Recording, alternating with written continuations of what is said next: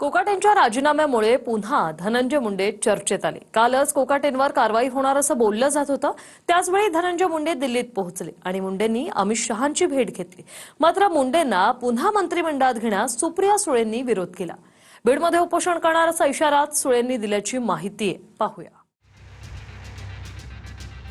दिल्लीत धनंजय मुंडे थेट भाजपच्या हायकमांडला भेटले आणि पुन्हा मंत्रिमंडळात कमबॅक करण्यासाठी फिल्डिंग लागली की काय अशी चर्चा सुरू झाली। कारण मुंडे दिल्लीमध्ये अमित शहांना भेटले त्याचं टायमिंगही खास आहे। मंत्री माणिकराव कोकाटेंना कोर्टानं 2 वर्षांची शिक्षा सुनावली। त्यामुळे कोकाटेंची खाती काढून घेण्यासाठी मुख्यमंत्री फडणवीसांचं पत्र राज्यपालांकडे पोहोचलं होतं। त्याच वेळी दिल्लीत मुंडे शहांना भेटत होते। आता या भेटीवरून सुप्रिया सुळेंनी संताप व्यक्त केलाय। संतोष देशमुख हत्या प्रकरणात मुंडेंचे राईट हँड वाल्मिक कराडला अटक झाल्यानंतर मुख्यमंत्र्यांनी धनंजय मुंडेंचा राजीनामा घेतला।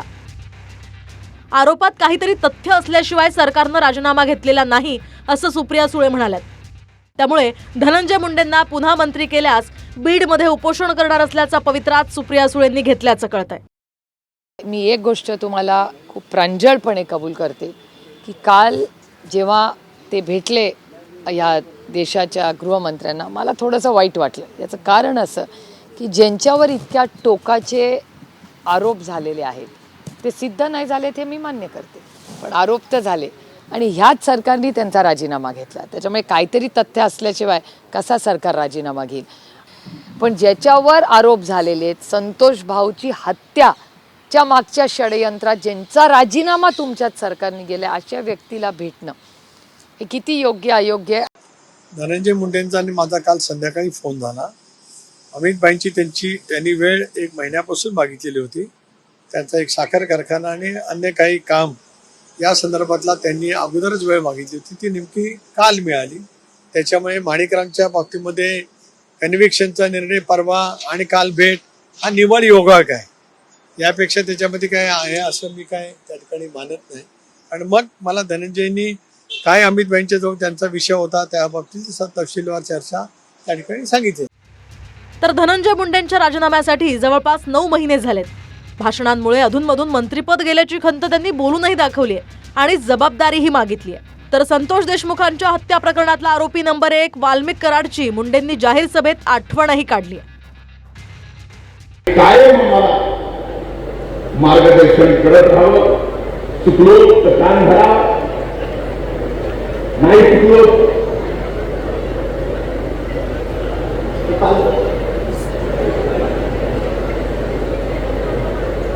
पण आता आज 9-10 महिने झाले कार्यालय चालू आहे, काम चालू आहे। हे सगळं बोलत असताना आपल्यासोबत आपला एक व्यक्ती नाही याची जाणीव पण होते। तर धनंजय मुंडेंना पुन्हा मंत्री करणं फडणवीसांना सोपं नाही आणि ते पाप फडणवीस करणारही नाहीत असं संजय राऊत म्हणाले। धनंजय मुंडे मंत्री होतील की नाही याच्याविषयी मी आता सांगू शकत नाही, पण मला असं वाटतं की त्यांना मंत्रिपदी परत स्थानापन्न करणं हे फडणवीसांना सोपं नाही। अजूनही वाल्मिक कराड जेलमध्ये आहे, अजूनही खटला संपलेला नाही। अशा वेळेला ज्यांच्यावरती गंभीर स्वरूपाचे आरोप आणि गुन्हे होते अशांना परत मंत्रिमंडळात घेण्याचं पाप फडणवीस करतील असं मला वाटत नाही। खरं तर धनंजय मुंडे यांना मंत्रिमंडळ घेण्याबाबत कुठलीही चर्चा नाही। काल धनंजयजी मुंडे यांनी केंद्रीय गृहमंत्री अमितभाई शहा यांची पूर्वनियोजित भेट घेतली होती। माणिकरावजी कोकाटे यांचा राजीनामा आणि त्या भेटीचा काहीही संबंध नव्हता। सध्या तरी मंत्रिमंडळामध्ये धनंजय मुंडे यांचा सहभागी करून घेणं याच्याबद्दल कुठलीही चर्चा नाही, याचा कुठलाही विचार नाही। तो सर्वस्वी अधिकार मुख्यमंत्री देवेंद्रजी फडणवीस यांचाच आहे। त्यामुळं अशा पद्धतीचे हवेत बाण मारणं हे संजय राऊत यांनी बंद केले पाहिजे। धनंजय मुंडेंना तुर्तास तरी मंत्रिमंडळात घेण्याचा कोणताही विचार नाही हे भाजपनं स्पष्ट केलं। पण ज्या पद्धतीनं संतोष देशमुखांच्या अतिशय निर्घृण हत्येनंतर बीडसह राज्यभरात मोर्चे निघाले, ज्या मोर्चांमधून मुंडेंच्या राजीनाम्याची मागणीही झाली आणि जनतेच्या दबावामुळे सरकारला मुंडेंचा राजीनामा घ्यावा लागला, त्या प्रकरणाचा निकाल न लागताच पुन्हा धनंजय मुंडेंना मंत्रिमंडळात घेणं राऊत म्हणतात तसं सोपं नाही। दिल्लीहून प्रमोद जगतापसह ब्युरो रिपोर्ट, TV9 मराठी।